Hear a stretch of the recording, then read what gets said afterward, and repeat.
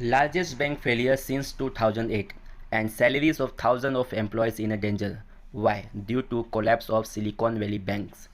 Silicon Valley Banks was the US 16th largest banks having $2,209 billion in asset and deposit worth $175 billion ahead of the shutdown.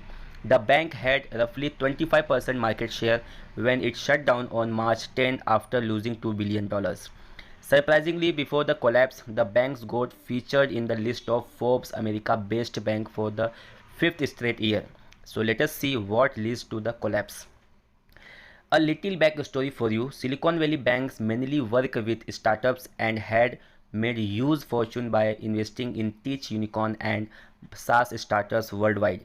As per Fortune.com, SVB has been lending to 50% of VC-backed companies in the US, and some big names which are on its list including Pinterest and Shopify etc. However, due to the funding winter and consistent interest rate hike by Federal Reserve Bank, Silicon Valley Bank clients had been taking more money than depositing, and Silicon Valley Bank clients had already been burning a lot of cash. And amid this, rising interest rate in the US and increasing microeconomic activity negatively affected Silicon Valley Bank's financial. Hence, it sold 21 billion worth of securities and had planned to further sell $2 billion worth of shares to strengthen its financial.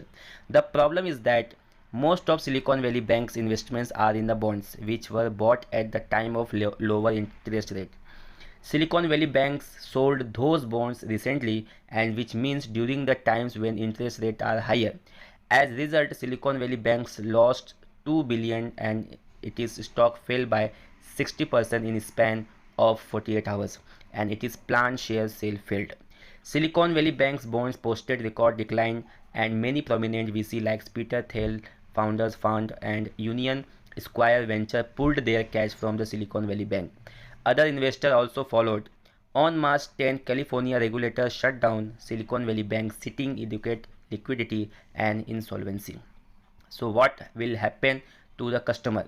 Customer deposit worth $175 billion are now the under of control of the Federal Deposit Insurance Corporation. That means FDIC. The new bank created by FDIC, National Bank of Santa Clara, will now hold Silicon Valley Bank asset. Depositors will have access to their insured deposit coming Monday, 13 March onwards.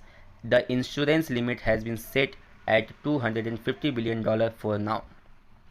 The catch here is that according to the FDIC, 89% of the Silicon Valley Bank deposit worth $175 billion were uninsured at the end of 2022, and nobody really knows what will happen to them.